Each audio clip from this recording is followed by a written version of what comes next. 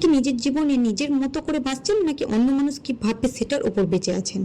কেউ আপনাকে পছন্দ করবে কিনা আপনি চিন্তা করেন, কে কি বলবে চিন্তা করেন, পরিবার আপনাকে অ্যাকসেপ্ট করবে কিনা চিন্তা করেন, বন্ধুরা আপনাকে জাজ করবে কিনা চিন্তা করেন, এমনকি ছোট ছোট ডিসিশন নেওয়ার পরেও ভাবেন আমি ঠিক করলাম তো। কিন্তু যদি আমি বলি, আমার জীবনের সবচেয়ে বড় কারাগার হয়তো অন্য মানুষের ওপিনিয়ন নয়, অন্য মানুষের ওপিনিয়ন নিয়ে আপনার অতিরিক্ত চিন্তা। ইসরো কিসমি অ্যান্ড ফোমিটিকা কজি এর বিখ্যাত বই দ্য ক্যারেজ টু বি লিসলাইক এই চিন্তাটাকেই চ্যালেঞ্জ করে। বইটির সবচেয়ে পাওয়ারফুল মেসেজ হলো, সত্যিকারের স্বাধীন হতে হলে আপনাকে সবাইকে খুশি করার চেষ্টা ছাড়তে হবে। লেসন নাম্বার 1, আপনার অতীত কি সত্যি আপনার ভবিষ্যৎ ঠিক করে? আমরা প্রায় বলি, আমার সঙ্গে অতীতে খারাপ কিছু হয়েছে তাই আমি এমন। আপনাকে ছোটবেলা থেকে কেউ গুরুত্ব দেয়নি তাই আমার কনফিডেন্স নাই। আগে একবার ব্যর্থ হয়েছি তাই আবার চেষ্টা করতে ভয় লাগে। কিন্তু অলডেরিয়ান সাইকোলজি এর বইটিতে একটি চ্যালেঞ্জিং প্রশ্ন হলো, অতীত কি সত্যি আপনার বর্তমানকে নিয়ন্ত্রণ করতে পারে? বইটি কনসাসলি এর বদলে টেলিলজি এর দিকে নজর দেয়, অর্থাৎ শুধু কি কারণে এমন হলো না ভেবে বর্তমান বিহেভিয়ার কোন উদ্দেশ্যে বা গোল সেট করছে সেটা দেখতে বলেছে। ধরুন আপনি বলছেন, আমি নতুন মানুষের সঙ্গে কথা বলতে পারি না, শুধু কারণ খুঁজলে হয়তো বলবেন আমি ইন্ট্রোভার্ট। কিন্তু বইটি প্রশ্ন করতে শেখায়, আমি মানুষের সঙ্গে কথা না বলার মাধ্যমে কি এড়িয়ে যাচ্ছি? Rejection, embarrassment, judgement. যদি আসলে সমস্যা হয় ও জাজমেন্টের ভয়, তাহলে আপনার চেঞ্জ এর জায়গাটা সেখানে। লেসন নাম্বার 2, মানুষ কি ভাববে এই প্রশ্নটাই আপনাকে আটকে রাখতে পারে। ধরুন আপনি ইউটিউব চ্যানেল শুরু করতে চান, আপনি ভিডিও বানালেন, কিন্তু আপলোড করার আগে মনে হলো বন্ধুরা দেখলে কি বলবে, আত্মীয়রা হাসবে না তো, ভিউজ না এলে? তারপর আপনি ভিডিও আপলোড করলেন না। এখন প্রশ্ন, আপনার ড্রিম কে থামালো, অন্য মানুষ নাকি আপনার সম্ভাব্য ওপিনিয়নের ভয়? এই বই বলছে, আপনি যদি নিজের জীবনে অন্য মানুষের অ্যাপ্রুভাল পাওয়ার জন্য পরিচালনা করেন, তাহলে ধীরে ধীরে আপনি নিজের জীবন নয় অন্যের এক্সপেকটেশন অনুযায়ী জীবন কাটাতে শুরু করবেন। লেসন নাম্বার 3, সবাই আপনাকে পছন্দ করবে সেটা অসম্ভব নয়। আপনি যত ভালো মানুষ হন না কেন, কেউ আপনাকে ডিসলাইক করবেই। আপনি যত ভালো কাজ করুন না কেন, কেউ ক্রিটিসাইজ করবেই। তাহলে প্রশ্ন হলো, আপনি কি সারা জীবন সবাইকে কনভিন্স করতে থাকবেন? না, কারণ আপনার ফ্রিডম এর একটা মূল্য আছে। সেই মূল্য হলো, কেউ হয়তো আপনাকে পছন্দ করবে না। এটাই the courage to be dislike হওয়া এখানে উদ্দেশ্য নয়। উদ্দেশ্য হলো ডিসলাইক হওয়ার ভয় যেন আপনাকে জীবন নিয়ন্ত্রণ না করতে পারে। Lesson number 4, separation of tax বইটির সবচেয়ে পাওয়ারফুল কনসেপ্ট। এবার আসি বইটির সবচেয়ে প্র্যাকটিক্যাল লেসনে। Separation of tax.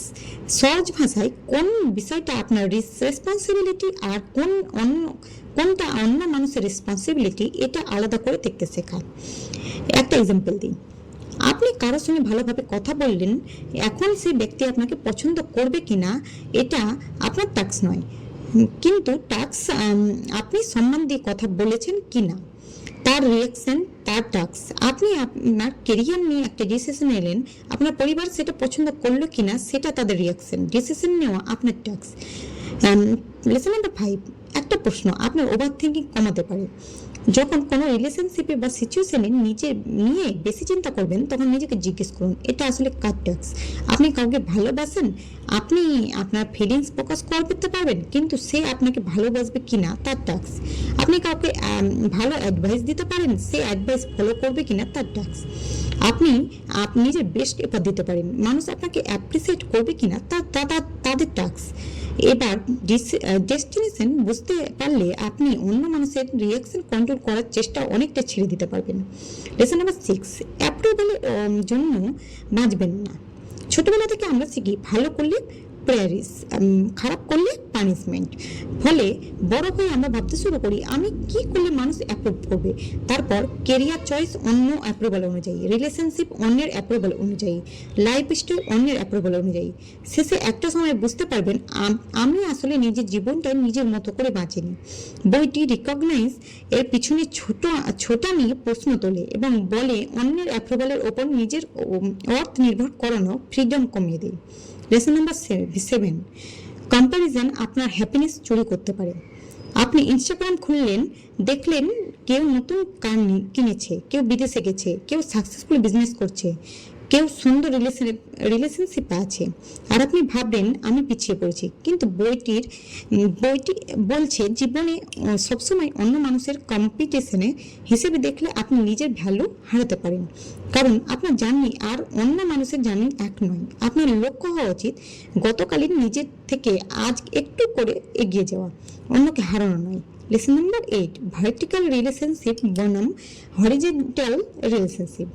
বইটি রিলেশনশিপের দুই ধরনের ডাইনামিক নিয়ে কথা বলেছেন। ভার্টিক্যাল রিলেশনশিপ, আমি তোমার থেকে ভালো অথবা তুমি আমার থেকে ভালো, এখানে সুপারিটি এবং ইনফেরিটিস তৈরি হয়। হরিজেন্টাল রিলেশনশিপ, আমরা দুজন আলাদা কিন্তু সমান ভ্যালু এক মানুষ, অর্থাৎ কাউকে ছোট না করা, নিজেকে ছোট না করা। বইটি এমন ইকুয়াল হরিজেন্টাল রিলেশনশিপকে হেলদিয়ার ইন্টারপার্সোনাল রিলেশনশিপ এর ভিত্তি হিসেবে তুলে ধরেছে। লেসন নাম্বার 9, আপনার ভ্যালু কি শুধু অ্যাচিভমেন্ট?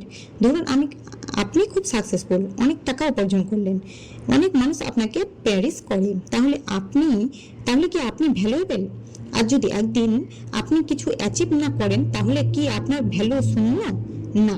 বইটি হ্যাপিনেসকে শুধু অ্যাচিভমেন্ট বা রিকগনাইজের সঙ্গে না বেঁধে কন্ট্রিবিউশন এবং কমিউনিটি ফিলিংসের সঙ্গে যুক্ত করে। আপনি কারো কাজে সাহায্য করলেন, কারো কথায় মন দিয়ে শুনলেন, পরিবারের জন্য কিছু করলেন, নিজের কাজ সততার সঙ্গে করলেন, এই অনুভূতি আমি অন্যদের জীবনে কিছু পজিটিভ কন্ট্রিবিউশন করেছি। আমি সেলফ ওয়ার্থের একটা গুরুত্বপূর্ণ উৎস হতে পারে। লেসন নাম্বার 10, আমি এমনই একটা কথা, এই কথাটা সবসময় সত্য নয়। আমি প্রায় বলি আমি লেজি, আমি কনফিডেন্স নয়, কিন্তু লাইফস্টাইল বা বিহেভিয়ার পরিবর্তনযোগ্য। এই মানুষকে ফিক্স পার্সোনালিটি হিসেবে বদলে দিতে পরিবর্তন সম্ভাবনার উপর জোর দেওয়া হয়। তাই আমি পারবো না এর বদলে বলুন আমি এখনো শিখিনি। নিজের আইডেন্টিটিকে পার্মানেন্ট লেবেল বানিয়ে ফেলবেন না। লেসন নাম্বার 11, তাহলে সত্যিকারের ফ্রিডম কি? ফ্রিডম মানে আপনি যা খুশি তাই করবেন এটা নয়। ফ্রিডম মানে অন্য মানুষ কি ভাববে সে ভয়ে জীবনকে স্যাক্রিফাইস না করা। আপনার নিজের ভ্যালুস অনুযায়ী সিদ্ধান্ত নেবেন। কেউ অ্যাগ্রি করতে পারে, কেউ ডিসঅ্যাগ্রি করতে পারে, কিন্তু আপনার জীবনটা আপনার। তাহলে the courage to be dislike আমাদের কি শেখায়? প্রথম, আপনার অতীত আপনার পুরো ভবিষ্যৎ নির্ধারণ করতে হবে এমন নয়। আপনার অতীত আপনার পুরো ভবিষ্যৎ নির্ধারণ করতেই হবে এমন নয়। দ্বিতীয়, অন্য মানুষের রিয়াকশন সবসময় আপনার কন্ট্রোলে নেই। তৃতীয়, আপনার টাস্ক আর অন্য মানুষের টাস্ক আলাদা করুন। চতুর্থ, সবাইকে খুশি করার চেষ্টা বন্ধ করুন। পঞ্চম, নিজের অন্য মানুষের সঙ্গে কম্পেয়ার না করে কন্ট্রিবিউশনের দিকে ফোকাস করুন। আর সবচেয়ে গুরুত্বপূর্ণ, নিজের জীবন নিজের মতো করে বাঁচার সাহস রাখুন, কারণ আপনি যদি সারা জীবন ভাবেন মানুষ কি বলবে, তাহলে আপনার জীবনে স্ট্রিংয়ের হুইল থাকবে অন্য মানুষের হাতে। কিন্তু যেদিন আপনি বলবেন ওরা যা ভাবার ভাবুক, আমি আমার ভ্যালুজ অনুযায়ী বাঁচবো, সেদিন থেকে শুরু হবে আপনার স্বাধীনতা। The courage to be dislike এর আসল কারেজ। আজ থেকে একটা প্রশ্ন নিজের কাছে করুন, আমি জীবনে কোন সিদ্ধান্তটা শুধু অন্য মানুষ কি ভাববে সেই ভয়ে নিচ্ছি না? উত্তরটা কমেন্টে লিখুন। আর মনে রাখবেন, সবাইকে খুশি করে জীবনটা কাটানো সম্ভব নয়, কিন্তু নিজের কাছে সত্যি থেকে জীবন কাটানো সম্ভব। আপনার জীবন, আপনার চয়েস, আপনার কারেজ।